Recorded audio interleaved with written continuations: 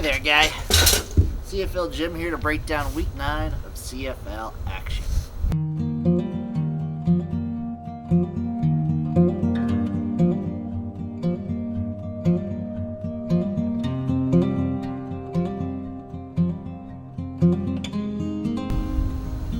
Week 9's in the books.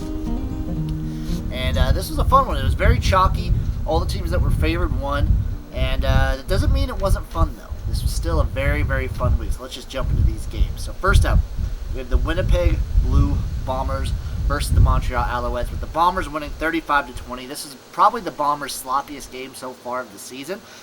And they still won by 15 points. That should show you how good of a team this is. Their defense was stout, but Zach Collaros played a little bit sloppy throughout this game, throwing, 3 picks?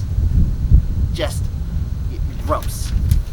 Just gross for us Collaros stands out there. But the Bombers still looked fairly good, and the defense is just so goddamn good. Montreal, I don't know what to think of this team. I don't think they're good. They have a similar problem to Hamilton where they just collapse in the second half. They just can't stay competitive with these teams. They just love choking, and Zach Collaros loves to choke. That's what my main takeaway from this game is. Zach Collaros is a choker in the sense that he chokes the life out of people. Watch out. Watch out, citizens of Winnipeg. Zach Collaros is on the loose, and he's a choker. Montreal, though, this team is just, they're chaos. They're not good chaos either. Like, the Argos are good chaos, Montreal, bad chaos, and it's just sloppy play from the Alouettes. Good news for the Bombers, though. Their run game looked fantastic. Their run game looked great. Their offensive line looked a little bit improved. Their defense, as always, is just fucking fantastic. So takeaways for each team. Montreal, I don't even know what to do with you guys at this moment. You're sloppy. Just clean your shit up. For Winnipeg, maybe this one. You can have one sloppy one. But any more like this, you play like this against Calgary or BC, you're not winning those games. I'll tell you that much for free. Game number 2, we have the Calgary Stampeders versus the Ottawa RedBlacks, with the Stampeders winning this one 17-3. This game was probably the sloppiest game of the whole weekend for both these teams. Bo Levi Mitchell looked just bleh throughout, and then Ottawa just as a whole couldn't get anything done, especially on offense. Their defensive line, the defensive line for the Ottawa RedBlacks is maybe one of the most entertaining units to watch of any of these teams. They're easily the best part of this Ottawa team. And they make the price of admission almost worth it if you're an Ottawa fan. But you're just not going to win any games. Your offense is stagnant. It looks like Arbuckle is going to be the guy going forward. And I just don't trust a guy like Arbuckle to be able to lead your team. And Caleb Evans, while I had hope and he has potential, he just looks sloppy in this game. Maybe that's the Stampeders defense being probably the best unit he's come up against. But I'd like to see some more from this Ottawa team. And then Calgary, they just played Winnipeg back-to-back, so maybe they're still a little shook from that, but you'd want to see a little bit more from a team of Calgary stature versus a team at the bottom rung like the RedBlacks. They still covered, though. They still covered. But I don't know what to think of this Calgary team right now. Calgary, good defense, bad offense, or like meh offense. So takeaways for each team. For your Calgary Stampeders, just clean this shit up. You can't be playing sloppy like this. Yes, this was a letdown spot after you battled it out against Winnipeg, but you got to take every team in this league seriously. And you need to clean up offensively. Defense, you're fine. Calgary's fine on defense, fine on special teams. Just clean up your offense. For the Ottawa RedBlacks, just figure your shit out. At this point, just figure it out. Okay? Yeah. Game number 3, we had the Hamilton TigerCats facing the Toronto Argonauts for a battle of Eastern supremacy, with the Argonauts winning 34-20. This Toronto team just confuses the hell out of me. I think they're good. They are chaos. They're at top of the East, and Hamilton just continues with the second half collapses. I will tell this. I'm a betting man, as old Jims are. I will take Hamilton first half on the money line every single week. They will win every first half and then lose every game, I feel like. I can't trust this team. First half Hamilton, undefeated. Second half Hamilton, defeated. Terrible. Absolutely awful. Toronto. McLeod Bethel Thompson on, he's looking pretty good. He's a good enough quarterback to actually get you guys competitive with a lot of these teams. You saw it against the Rough Riders. You saw it here against the Hamilton defense, who I still think Hamilton's defense is good and legit. But the big story for Toronto and me is Cam Phillips coming into himself throughout this season. They have so many weapons at receiver that a guy that they just picked up is doing this much. He's looking good. I think Toronto's offense is finally unlocking, and they're finally becoming the team that I thought they'd be at the start of the season. Dane Evans for Hamilton. Just come on. I still don't know what they're about. I don't know if it's Dane Evans' fault or just this Hamilton team. I don't know if I like their coach. These second half collapses are just very telling. It's usually coaching that's causing issues like that. I think this game kind of went to show that Toronto is probably the head of the East. The East goes through the Argonauts, which it's fine. It's all well and dandy.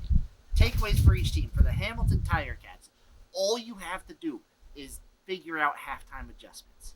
You're in a sweet spot where you're a good team that just needs to figure out how to not be a shit team in the second half of games. And I think, and I hope that you guys can do that, because I like rooting for Hamilton. They're a fun team to root for.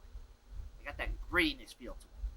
For the Toronto Argonauts, just embrace the chaos. Just keep embracing this chaotic team where you can just do whatever and just blast away teams. Just drag teams down to your chaotic level, and I think you'll be successful.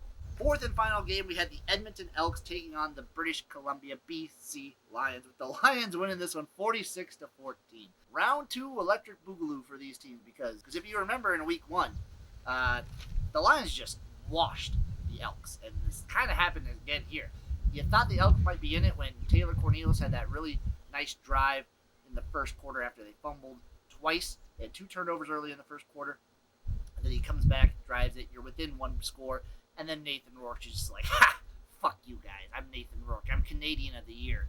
So, he just went off. This BC offense is so fun to watch. They probably have the best receiving core out of any of these teams. And Nathan Rourke is so good at spreading the ball around that all of these guys get enough touches that they're all happy and they're all just blasting off. My only criticism of the BC Lions right now, especially for this game, is they didn't really have a run game. James Butler didn't look fantastic, but honestly, they didn't even need a run game here. They were just lighting up the Elks for whatever it's worth. And some people will say, you pull Nathan Rourke, get him out of the game when you're up this far in the fourth quarter. But honestly, this is only really, he's really only been a starter this season. He's still basically a rookie. So give him all the experience he can get, because you're just going to get better and better throughout the season. BC's a team to watch the fuck out for, people. They are going to be really, really good. Takeaways for each team. Edmonton, just scrap this one, put in the rear view, and just look forward. You still fight, you still have heart, and you still have corn dogs, so maybe you'll win a couple more games. For the Lions, keep your eyes on the prize. Look at Calgary, look at Winnipeg. These are the teams you want to be fucking fighting against. These are the guys who you need to be able to just beat and beat handedly, or at least be competitive when it comes to the Bombers. That's who you need to be on the lookout for, and don't slip up along the way. So that's it for CFL Jim's Week 9 recap. Let's get into this Week 9 CFL Power Rankings of CFL Jim for the CFL, Week 9 of the CFL. At number 9, I have the Ottawa RedBlacks. They're just looking sloppy. They only had that one win, and honestly, in hindsight, I should have faded them the hell, this team, because they just got their first win. At number 8, I have the Elks. Don't know what to think of them right now. I like Corn Dog, but this team is still in a bad way. At number 7, I have the Alouettes just fallen. They're on the bad side of this chaos coin. They're the heads, because heads is always the bad side of the coin. They are the bad side of this chaos team. And number 6, I have the TigerCats. Just these second half collapses just not helping them whatsoever. At number 5, I have the Rough Riders. Didn't play this week. Didn't really move. I still don't know what to think of this Rough Riders in the position they're at right now. Number 4, I have the Toronto Argonauts. The good chaos is helping them so much right now. At number 3, I have the Calgary Stampeders. Defense good, offense bleh. And at number 2, I have the BC Lions. The defenses look better these last 2 games, and their offense is just so goddamn good. And number 1, I have the Winnipeg Blue Bombers. There's not much more to say about that. They're the number 1 team. They look great. They are fantastic.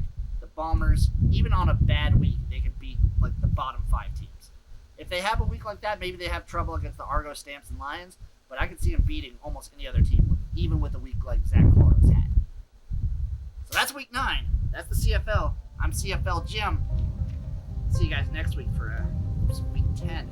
direction. We're getting to the double digits. The season will be over before you know. Labor Day will be here before you guys even